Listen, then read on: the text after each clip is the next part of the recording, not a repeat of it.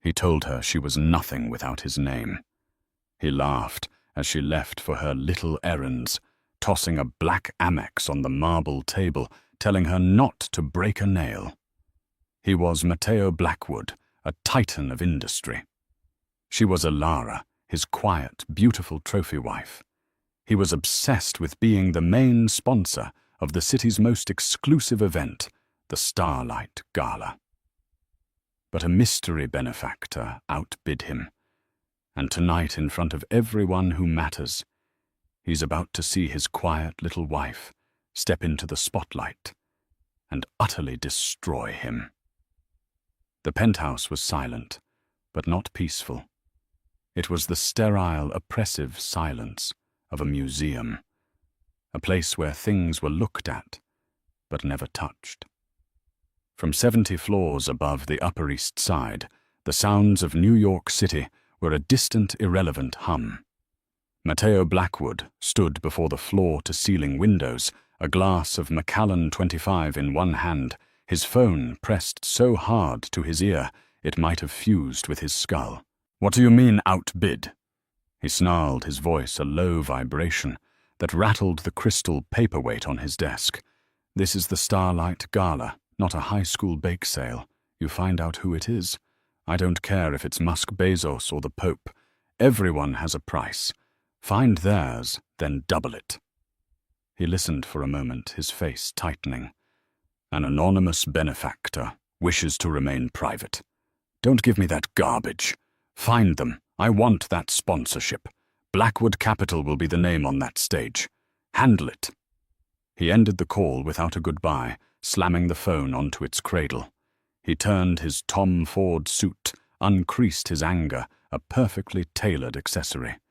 His eyes fell on his wife, Elara. Elara Blackwood was sitting in the pearl-white armchair by the cold, modern fireplace, tending to a phalaenopsis orchid. She was, as always, beautiful.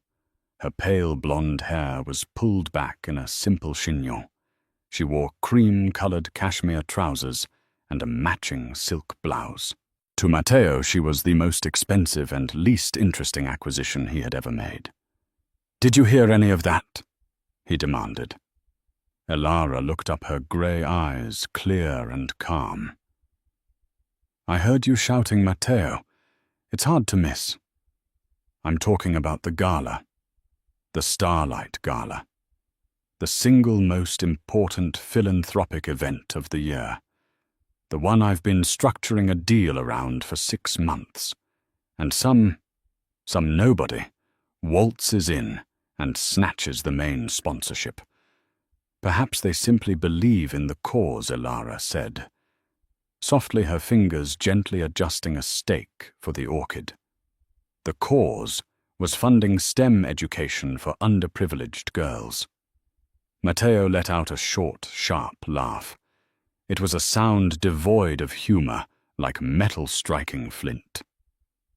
"Believe in the cause, darling, please. This isn't about charity. It's about positioning.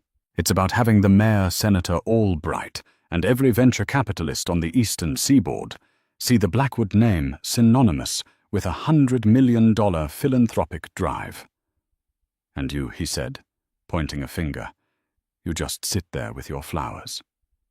Elara stood, brushing a speck of potting soil from her trousers. "The flowers need care. They can't care for themselves." Profound.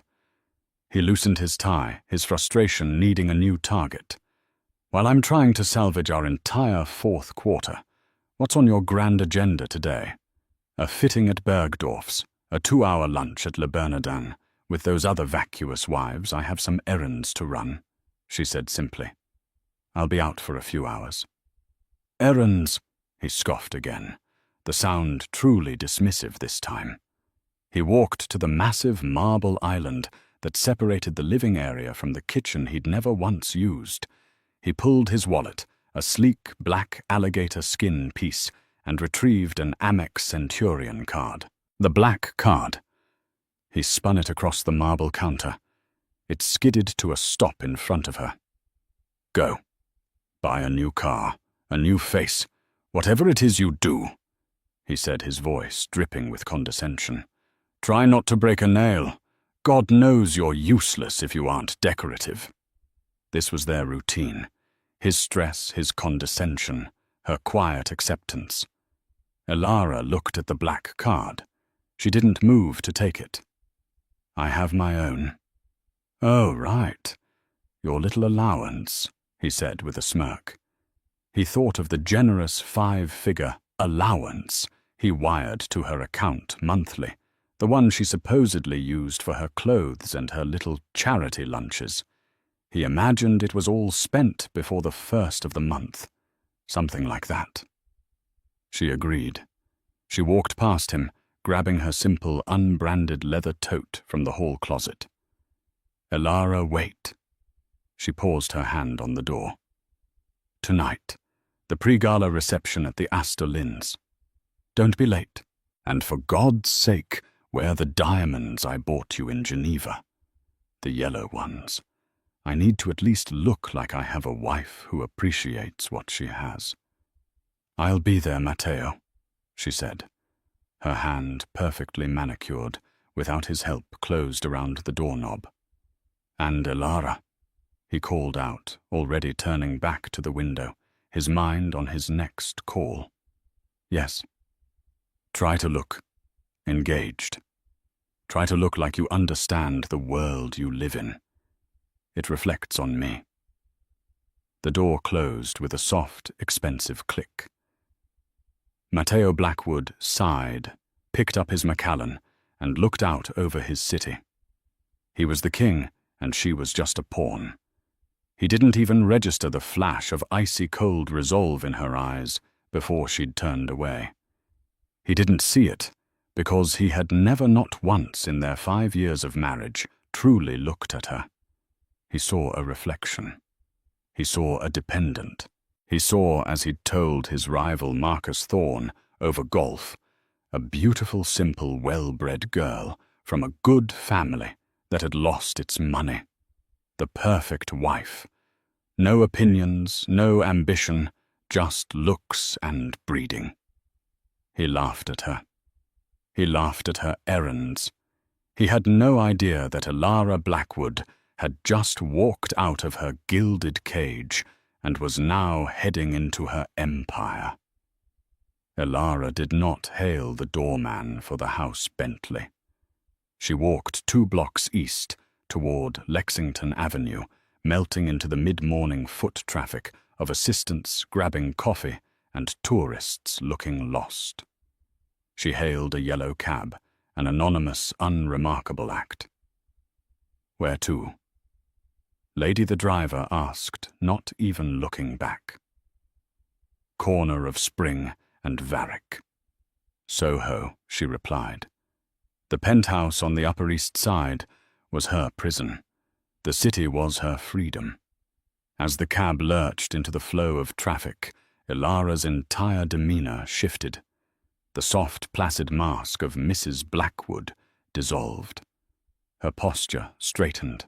She pulled a slim, encrypted Stark Industries model smartphone from her tote, one Matteo had never seen, and began to type. Her fingers flew across the screen. "Julian. Traffic? ETA 10 minutes. Push the Tenhoto AM with the Tokyo Consortium to 10:15. I want the final Q3 reports on my desk before I walk in, and I want a triple-shot cappuccino. Black. Waiting for you. Ms. Vance." The reply came instantly. 40 minutes later, the cab pulled up to an old 8-story brick building. It was classic Soho architecture, unassuming with a cast-iron facade painted a discreet charcoal grey. The ground floor was an obscure art gallery. There was no gleaming sign, no corporate logo. The only indication of its occupant was a small, sand-blasted brass plate next to a steel door, VA Holdings. Elara swiped a keycard. The steel door buzzed open, revealing not a lobby, but a high-speed private elevator. She stepped in, placed her thumb on a biometric scanner, and the elevator began its silent ascent. The doors opened onto a space that was the complete antithesis of her penthouse. It was a sprawling, open-plan office, buzzing with quiet, focused energy. Exposed brick, reclaimed timber beams, and cutting-edge technology coexisted. Dozens of analysts and developers sat at vast, curved monitors, their faces illuminated by streams of code and market data. This was the headquarters of Vance Ethel. Good morning, Miss Vance. Morning, Sarah. Morning, Ben. Not Miss Blackwood. Here she was, Miss Vance. A tall man in a sharp, dark blue suit, his hair a distinguished silver at the temples, met her at the elevator with a tablet and a steaming paper cup. This was Julian Hayes, her COO, her mentor, and the only person on Earth who knew her full story. Julian. Thank you, she said, taking the coffee. Report. Good, he said, falling into step as they walked toward her glass-walled office. The Tokyo deal is solid. They're just nervous about the regulatory hurdles in Germany. Your 10:15 call will smooth them over. The Q3s are on your desk. We beat projections by 9%. 9, I expected 12, she said, not unkindly. The TerraTech acquisition is slowing us down. It's a cash-heavy play. Which brings me to the next point, Matteo Blackwood. Elara stopped her hand on her office door. What about him? Blackwood Capital has been sniffing around TerraTech for the last 48 hours. Aggressively. They're trying to structure a leveraged buyout. TerraTech was a struggling but brilliant startup in Arizona that had just patented a revolutionary water purification system, one that could desalinate water with 90% less energy. It was a game changer. He's not buying TerraTech. Elara said, her voice flat. He's putting on the pressure. He sees it as a distressed asset, a quick flip. It's not a flip. It's the future, Elara said. She walked into her office and sat behind a massive desk of reclaimed oak. He thinks in quarters, Julian. We think in decades. Finalize our offer. 30% above his. All cash. Close it by end of day. I want the press release ready for tomorrow night. Tomorrow night, Elara, the Starlight Gala is tomorrow night. I know, she said, a small, cold smile touching her lips. And so is the big announcement. Julian paused, a rare look of concern on his face. He was in his late 50s, a former investment banker who had worked with Elara's father. Are you sure about this? The timing. The gala. You've kept Vance Ethel and Elara Blackwood separate for 5 years. Once this bell is rung, you can't unring it. He will know everything. Elara spun in her chair to look out the window. Her view wasn't of Central Park. It was of the rooftops of Soho, of industry of creation. He called me decorative Julian. He laughed at my errands. He thinks the woman he married is a simple-minded doll who exists to wear his diamonds and host his dinners. Her story was one of careful, deliberate construction. Her father, Dr. Aris Vance, was a brilliant, eccentric engineer. He'd invented the core algorithm for a new type of sustainable energy grid, but died penniless and in debt, his patents collecting dust. Elara, with her quiet brilliance in mathematics and finance, saw what her father's legacy was worth. When she met Matteo, he was the rising star of Blackwood Capital. He was charmed by her beauty and her good old money maiden name, not knowing the money was long gone. He saw her as a project, a beautiful painting to hang in his penthouse. When she'd once tried to show him her father's patents, he'd patted her on the head. Leave the business to me, darling. It's too complicated for you. That was the day Vance Ethel was born. She'd used the last of her father's seed money, found private funding from investors in Zurich and Singapore, who didn't know Matteo Blackwood, and built her company in secret. Vance Ethel, Ethel meaning noble in Old English, a noble legacy.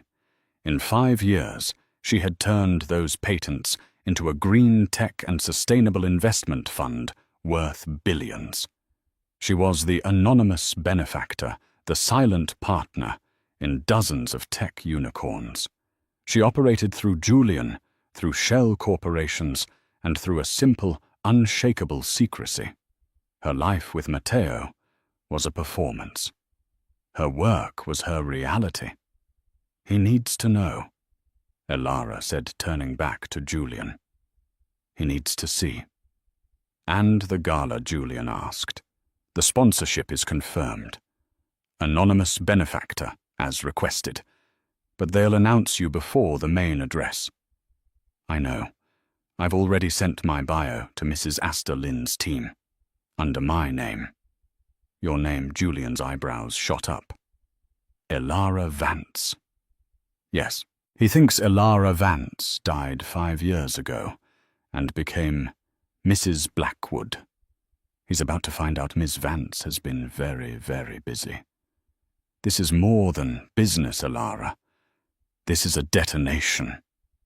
It's a reckoning, Julian, she corrected him. He laughed at me. He told me I was nothing without his name. Tomorrow night, I'm giving him his name back. Matteo Blackwood was not having a good day. After his morning tirade, he'd gone to his office a cavern of black marble and smoked glass in Midtown, only to find more problems. His bid for the Starlight Gala sponsorship hadn't just been outbid, it had been eclipsed.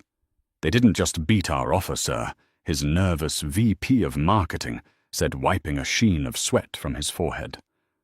Our offer was 20 million. The confirmed sponsorship is for 50 million. Matteo's blood ran cold. 50. In one check wired in full this morning, from a private holding company. Swiss. Untraceable for now. Mrs. Astor Lynn said she's never seen anything like it. They're naming the entire new STEM wing after... well, they don't know who yet. The benefactor is being revealed at the gala. 50 million. That wasn't just a donation. It was a statement. It was a power play that dwarfed his own. Blackwood Capital could have afforded it, but it would have been a strain. The company was over-leveraged.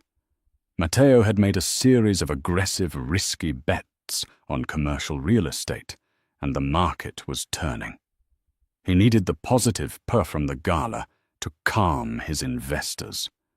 Now he wouldn't just be absent from the stage. He'd be the guy who got publicly humiliated.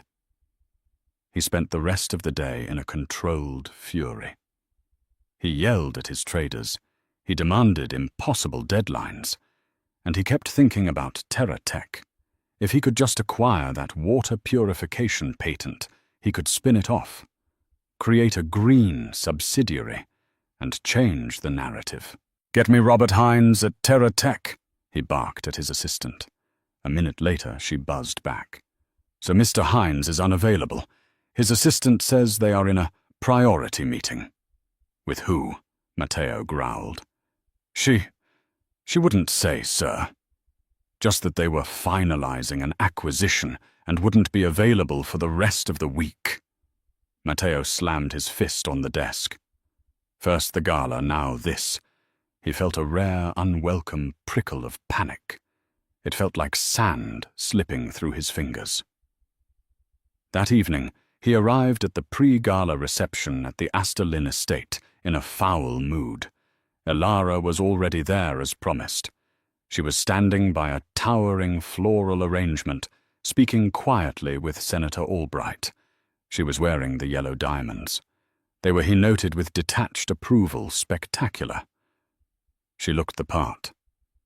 "Elara," he said, striding up and placing a possessive hand on the small of her back. "Senator, good to see you." "Matteo," the senator smiled. "I was just congratulating your wife. Her passion for the Starlight Foundation's work is truly inspiring." Matteo laughed. "Oh, Elara. She loves her charities, keeps her busy." Elara's smile didn't waver, but her eyes when she met Matteo's were like chips of ice. "Matteo, you remember Mrs. Astor Lynn?" The older woman, the queen bee of New York philanthropy, drifted over. "Matteo, darling, we were so sorry to hear your bid didn't work out. But we're just thrilled with our new sponsor. Absolutely thrilled." "Yes, 50 million. Quite a statement," Matteo said, forcing a smile. "Any word on who it is? I'm dying to congratulate them." "Oh, it's a her," Mrs. Astor Lynn whispered, leaning in conspiratorially. "That's all I can tell you. A her. And she is, well, she's a force of nature. Utterly brilliant, and so private. This is her first major public appearance. We're seating you at her table tomorrow night, right next to her. You'll be the first to meet her." A her. Matteo's mind instantly cycled through the short list of female titans. Serafina Rodriguez of Apollo Global, Maria Smith of Smith Industries. He relaxed. This was good. He could network. He could turn this to his advantage. It was probably Serafina. He'd heard she was making a move into green tech. He glanced at Elara. She was listening politely, a picture of domestic grace. She hadn't bought a new face, but she'd clearly spent his allowance well. He felt a swell of pride, not in her, but in his ability to own her. He leaned down and whispered in her ear, "See, this is how it's done. Even when we lose, we get a seat at the head table. You just stand there, smile, and let me do the talking tomorrow night. Maybe I can spin this disaster into a partnership with this new mystery woman." Elara looked up at him. Her expression was placid, but there was a depth to her gaze he'd never seen before. "I'm sure you'll be fascinating, Matteo," she said. Later that night, back at the penthouse, the facade cracked. Matteo agitated by the gossip, and the pressure poured another Macallan. Elara was in the library reading. He hated when she read. It felt accusatory. "You were quiet tonight," he said, standing in the doorway. "I was listening," she replied, not looking up from her book. "Listening to what the senator—" "He was just being polite, Elara. He doesn't actually care about your opinion on whatever it is you talk about. Flowers, table settings." She carefully placed a bookmark and closed the book. The title on the spine read, "Principles of Advanced Water Desalination." He didn't notice. "You really don't see me at all, do you?" she asked. It wasn't an accusation. It was a simple clinical observation. "I see a wife who has everything," he snapped. "A penthouse overlooking the park, a black card with no limit, a name that opens every door in this city, and I get nothing in return. Just a warm body in a pretty dress." "Nothing," she repeated, her voice dangerously quiet. "I run your household. I manage your social calendar. I host your investors. I sit through dinners with men whose hands linger too long on my back, all to help you close your deals. I have smiled until my face ached, and I have never, not once, embarrassed you. You don't call that something. I call that the job," he spat. "The job you signed up for when you married me. You came from nothing, Elara. Your family name was Mud. Your father was a bankrupt dreamer who died with holes in his shoes. I gave you my name. I gave you this." He swept his arm around the opulent room. Elara stood up. She was trembling, but not with fear. It was a tightly coiled, white-hot rage that he mistook for weakness. "You're right, Matteo," she said, her voice shaking slightly. "You gave me this. You gave me this cage. You gave me this name." She walked past him. He grabbed her arm. "Where are you going? I'm not finished." She looked down at his hand on her arm, then back up to his face. Her expression was one he would later replay in his nightmares. It was pure, unadulterated pity. "Yes, you are, Matteo," she said, pulling her arm from his grasp. "You just don't know it yet. Remember you said that. Remember you said I was nothing but a name. Remember you said I came from nothing." She went into their bedroom and closed the door. He heard the lock click. He stood there baffled and furious. The arrogance of the woman. He'd have to remind her forcefully of her place, but first he had to prepare. He spent the rest of the night researching Serafina Rodriguez. He had to be ready to pitch a partnership. He had to salvage his company. He fell asleep in his study at 4:00 a.m., surrounded by financial reports, convinced he was preparing for the battle of his life. He was right. He was just preparing for the wrong opponent. The morning of the Starlight Gala dawned clear and cold. Matteo Blackwood woke in his study, a crick in his neck and a sour taste in his mouth. He'd dreamt of falling. He showered, dressed in his custom-made Brioni workout gear, and headed for his private gym, only to find Elara gone. A note was on the kitchen counter. Not a note, really. A post-it. "Have a fitting. We'll see you at the gala. E." "A fitting," he muttered, crumpling the note. "Of course." On the most important day of his quarter, she was off playing dress-up. He felt a flash of irritation at her coldness from the night before, but it was quickly subsumed by his own anxieties. Today was all about TerraTech. He arrived at his office by 7:00 a.m. "Get Hines at TerraTech on the phone. Now. I don't care if he's in a meeting. Tell his assistant I'm prepared to make an all-cash offer 20% over market value. Tell him Blackwood Capital is ready to move. Today." His assistant, pale and nervous, already had the information. "Sir, I'm afraid it's too late. It just hit the wires. TerraTech was acquired." Matteo froze. Acquired by who? Serafina. That rival firm in Chicago. "We don't know, sir. It was a private holding company, VA Holdings. The deal was finalized late last night. All cash, 35% over market value.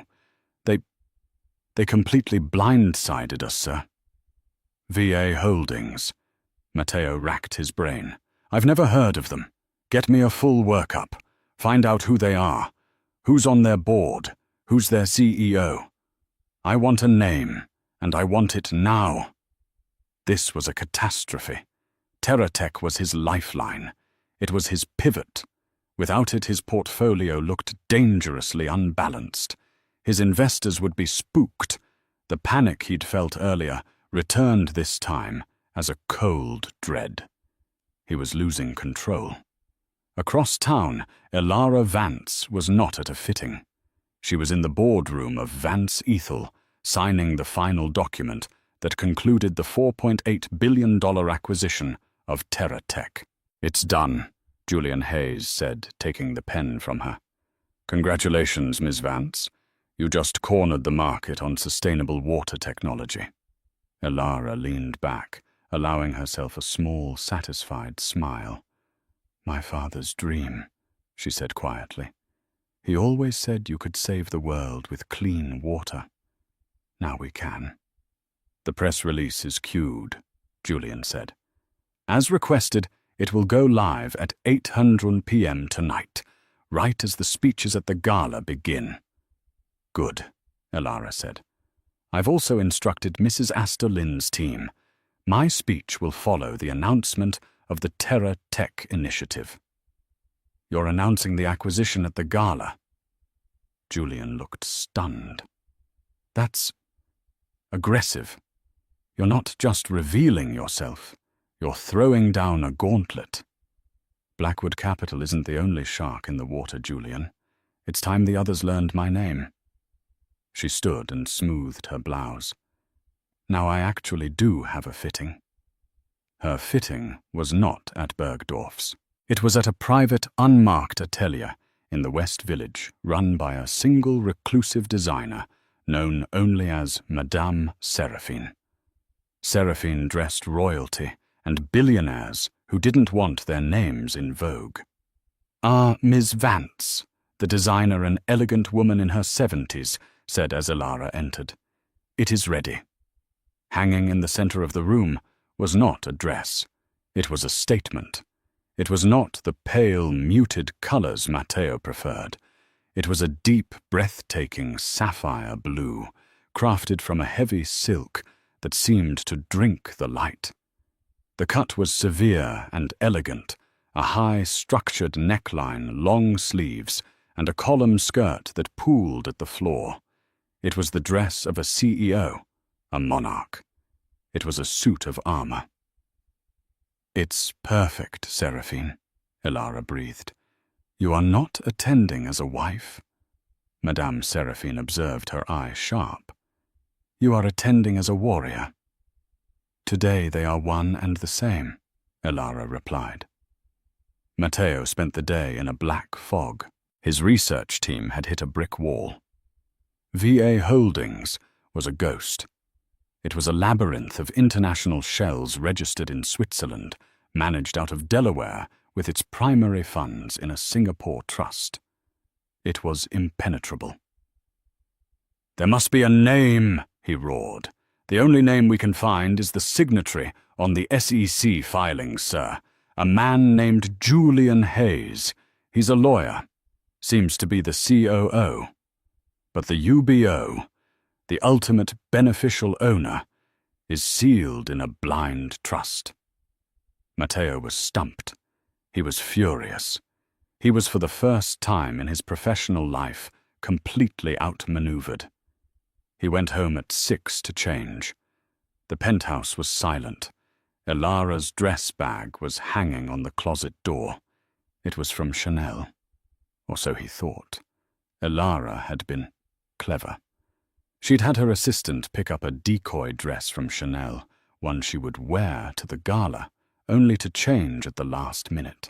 The real dress from Madame Seraphine was already waiting for her in a private suite at the Metropolitan Museum of Art, where the gala was being held. Matteo looked at the Chanel bag.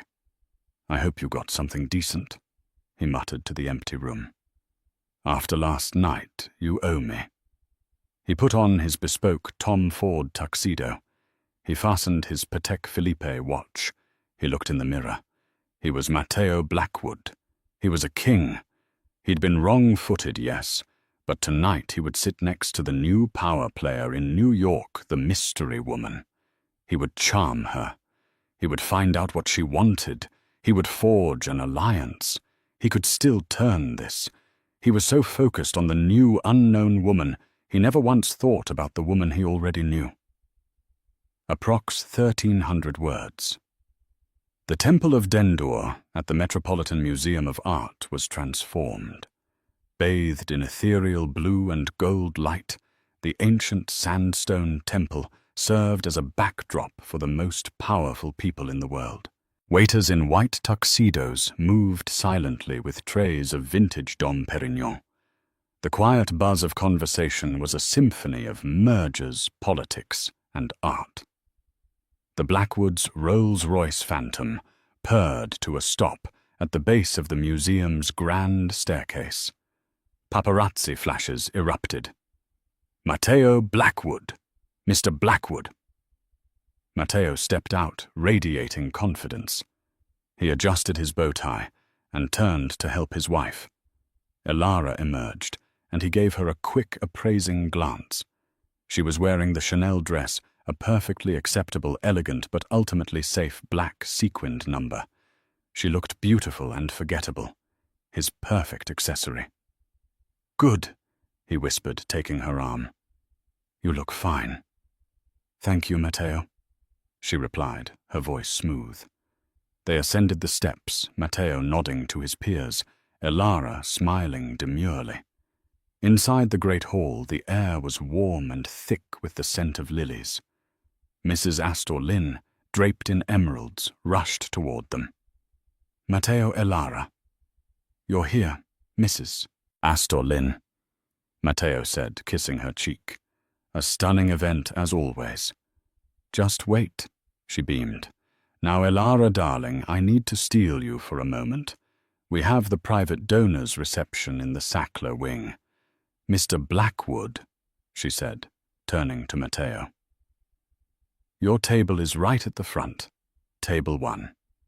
You're right next to the podium. You'll have the best seat in the house." Matteo felt a thrill. "Excellent. And our sponsor. She'll be there." "Oh, yes," Mrs. Astor Lynn said, her eyes twinkling. "She's preparing. Now, Elara, come with me." Matteo watched Elara walk away, with the event host a pang of annoyance hitting him. "Probably to review the silent auction items," he muttered. He smoothed his tuxedo and made his way into the Temple of Dendur. His table was as promised, front and center. He saw the place cards: Mayor Johnson, Senator Albright, Serafina Rodriguez, and right next to his own, a blank card that simply read, "Our honored guest." "Matteo!" a voice boomed. Matteo turned to see his rival Marcus Thorne, a broad, boisterous man who ran a rival equity firm. "Marcus, good to see you," Matteo said, forcing a smile. "Is it?" Marcus laughed, clapping Matteo on the shoulder. "Heard you got kicked to the curb on the sponsorship and on Terra Tech, both in 24 hours. That's got a sting, Blackwood." "I pivot, Marcus. You know that. I'm already in talks with the new sponsor. We're at the same table." Matteo lied smoothly. "Oh, are you?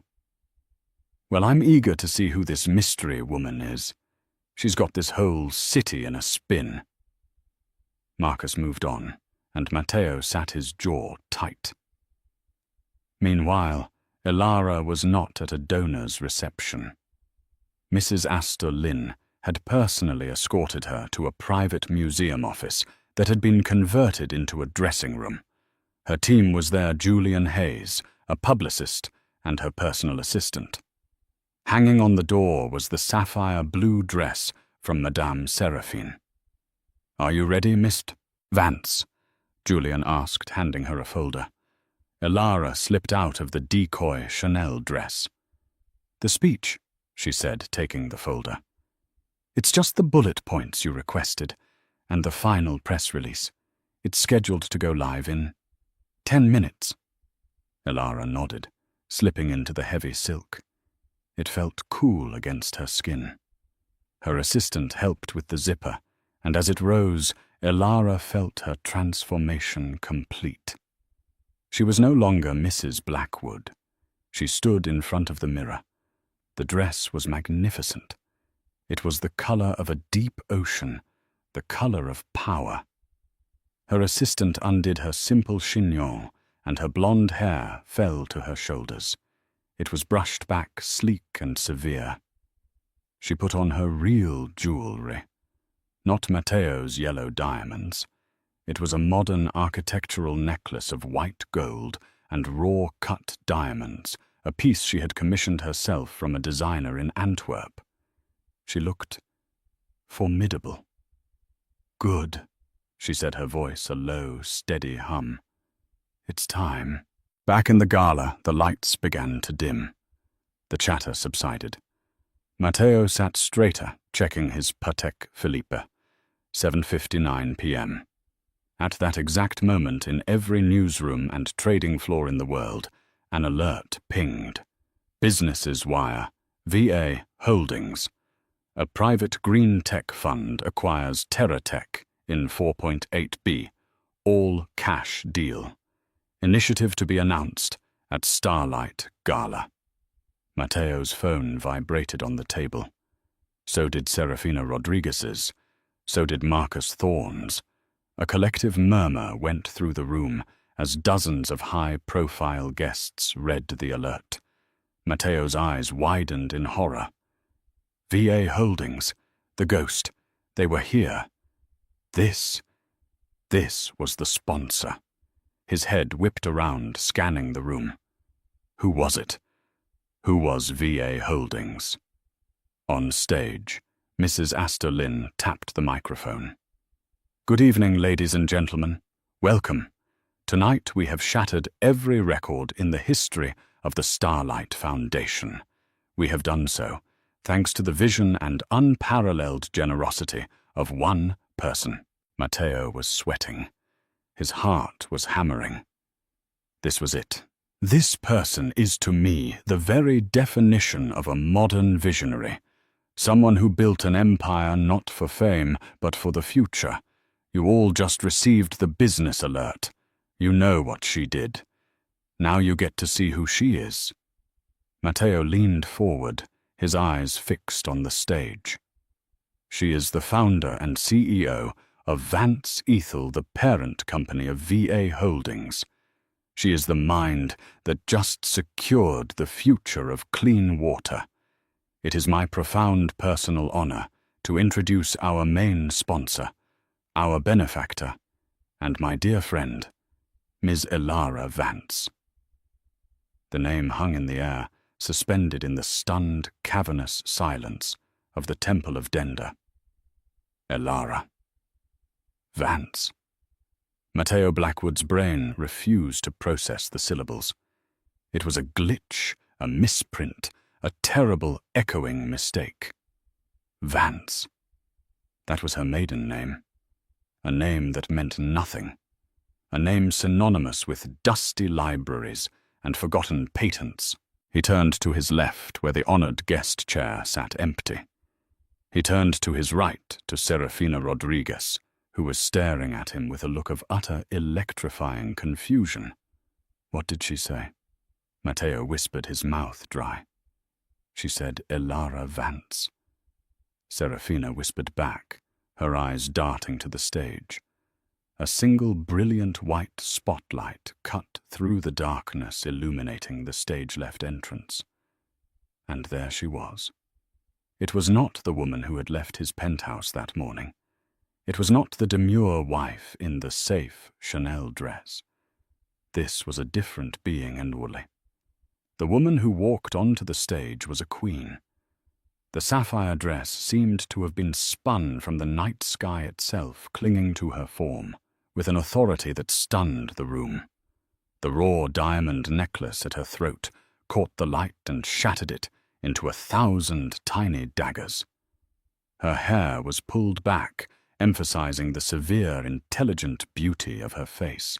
Her walk was not a drift, it was a stride.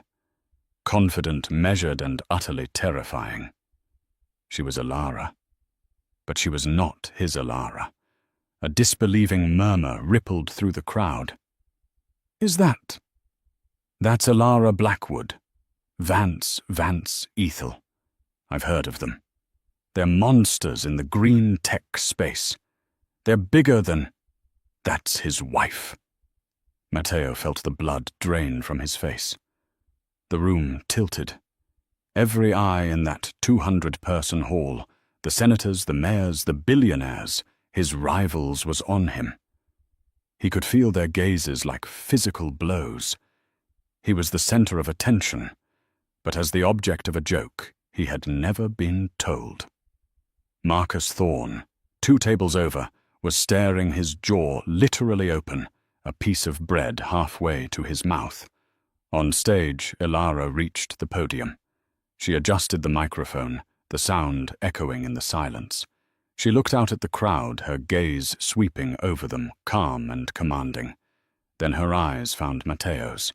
She looked right at him. Table 1. The best seat in the house. There was no malice in her gaze, no anger, no triumph. There was something far, far worse: indifference.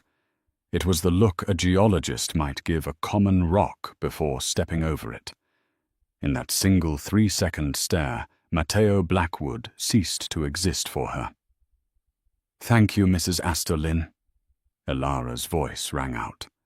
It wasn't the soft, agreeable murmur he was used to. It was a clear, crisp, confident alto. A CEO's voice.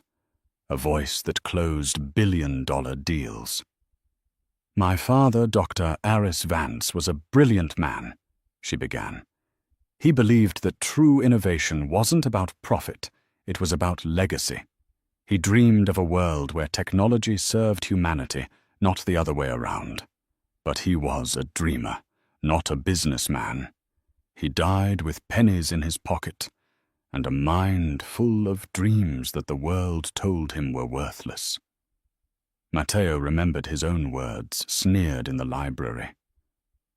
"Your father was a bankrupt dreamer who died with holes in his shoes." He felt a cold spike of nausea. "For the past 5 years," Elara continued, "I have worked to make those dreams a reality. I founded Vance Ethel with a simple mission to fund the future, to find the brilliant minds the world has overlooked and give them the resources to change the world." She was Vance Ethel, VA Holdings, V.A. Elara Vance. It was so simple. It was so obvious. It had been right in front of him, sleeping in his bed for 5 years, and he had been laughing at her. "My father's greatest unfinished work," she went on, "was in water purification. He believed that access to clean water was not a privilege, but a fundamental human right." Matteo stopped breathing. "No. That is why I am so thrilled to announce tonight that my company Vance Ethel has completed its acquisition of TerraTech." The room gasped. This wasn't just a donation speech. It was a market-moving announcement. Serafina Rodriguez shot Matteo a look that was half pity, half unholy respect for his wife. She bought it," Matteo choked out. The company he was hunting, the company that was his lifeline. His quiet, simple wife had bought it out from under him while she was supposedly at a fitting. "Effective immediately," Elara announced. "Vance Ethel is open-sourcing the core TerraTech patent. It will be made available, free of charge, to the Starlight Foundation and any non-profit organization working to bring clean water to developing nations. That is my father's legacy. That is the future we are funding." She didn't need the profit from the patent. She was giving it away. She wasn't just richer than him. She was in a different league. He played for profit. She played for power. A standing ovation began a rolling wave of thunder that shook the ancient temple. Senator Albright was on his feet. The mayor was on his feet. Serafina Rodriguez was on her feet, clapping with genuine admiration. Matteo remained seated frozen. He was a statue in a Tom Ford suit. He was paralyzed by the sheer scale of his own stupidity. His allowance, her errands, his condescension, his laughter. "Try not to break a nail. You are nothing without my name." A beautiful, simple, well-bred girl. His entire life was a lie. He wasn't the king. He was the court jester in his own home, and the entire world had just found out. Elara raised her hand, and the applause slowly died down. "Thank you," she said. She smiled a real radiant smile that Matteo had never seen. It was not meant for him. It was meant for her audience, her peers. She concluded her speech, gathered her notes, and walked off the stage. She didn't look at him again. The lights came up. The buzz in the room was electric. But no one was talking about the foundation. They were all talking about Elara Vance. and they were all looking at Matteo Blackwood. He sat there, the spotlight gone, as the first person finally approached his table. It was Marcus Thorne. He walked over slowly, picked up Matteo's untouched glass of Dom Perignon, and raised it in a toast. "Well, Blackwood," Marcus said, his voice laced with a brutal, mocking pity, "you finally did it. You're married to the most powerful person in the room." He took a sip.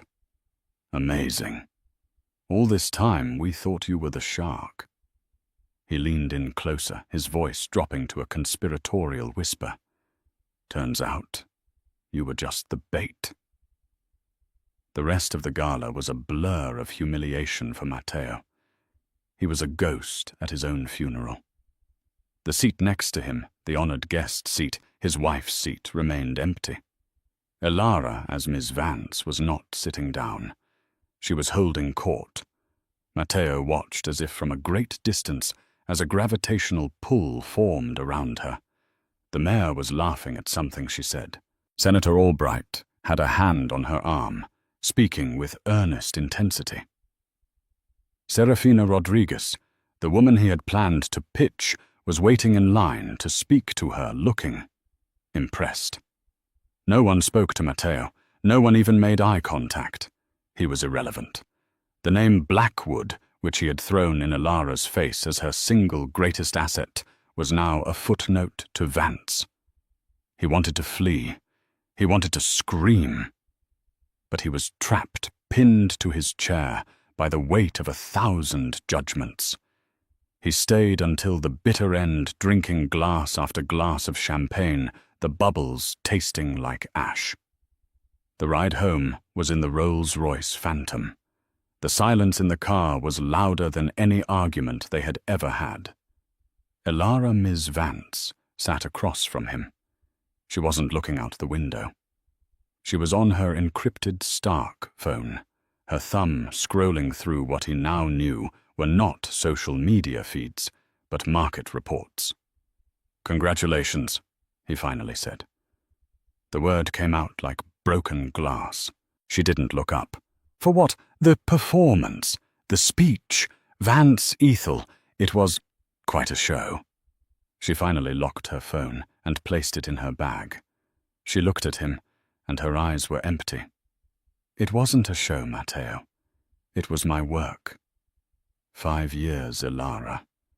5 years of this lying to my face every single day. I never lied to you," she said, her voice perfectly level. "You simply never asked. You told me who I was. You told me I was simple. You told me I was decorative. You told me my errands were buying shoes. You saw what you wanted to see, a mirror for your own ego. My money. You used my money to build this," he accused, his voice rising in desperation. Elara actually laughed. It was not her soft, polite titter. It was a sharp, cold, genuine sound of amusement. It was the laugh of a predator. "Your money," she said. "Matteo, I haven't touched your bank account or that ridiculous allowance since our first anniversary. I've been paying my own share of this penthouse, this car, these trips for 4 years. By routing the funds through a shell company that you thought was a tax write-off. Your accountants never even noticed." She leaned forward. "My errands were board meetings in Zurich. My charity luncheons were final negotiations with my investors in Singapore. My fitting today. It was signing the final acquisition papers for TerraTech, the company you were trying to buy." The elevator to the penthouse chimed. The doors opened. He was home, but it was no longer his. He stalked into the living room, grabbing the decanter of Macallan. He needed a drink. He needed to think. "So what now?" he demanded, pouring a glass. "You move your office in here. You expect me to just, what, be Mr. Vance?" "No," she said. She wasn't following him. She had stopped by the hall closet. She pulled out a sleek, dark suitcase. It was already packed. Matteo froze. "What is that?" "Where are you going?" "I'm not going anywhere," Elara said, setting the suitcase by the door. "I'm staying in my apartment, the one I own in Soho near my actual office. You are the one with a problem." "A problem, You told me I was nothing without your name," she said, walking toward him, her voice a clinical, precise blade. "You told me I came from nothing. You laughed at my father's legacy. You stood in this very room and called me a vacuous wife." "Elara, I was stressed. The market. I didn't mean—" "You did," she said, stopping just feet from him.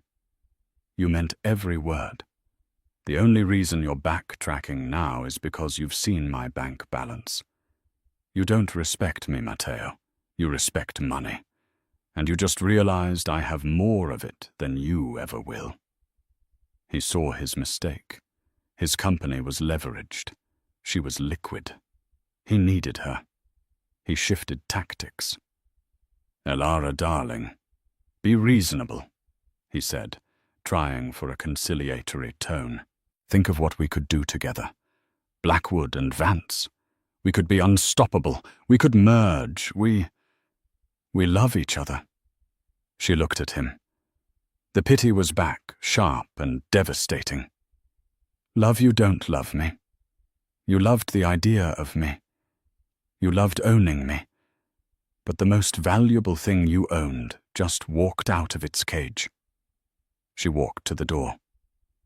"And as for merging," she paused, her hand on the handle, "you should probably call your CFO."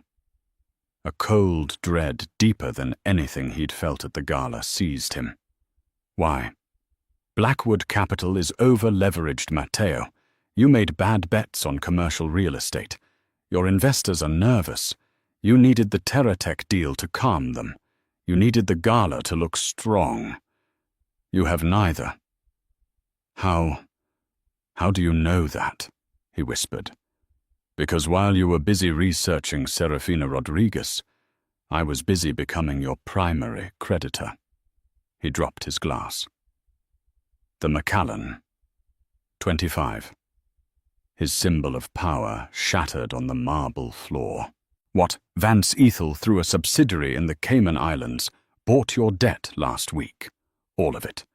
The $800 million you owe to Deutsche Bank and the Hong Kong consortium. I own it." She opened the door.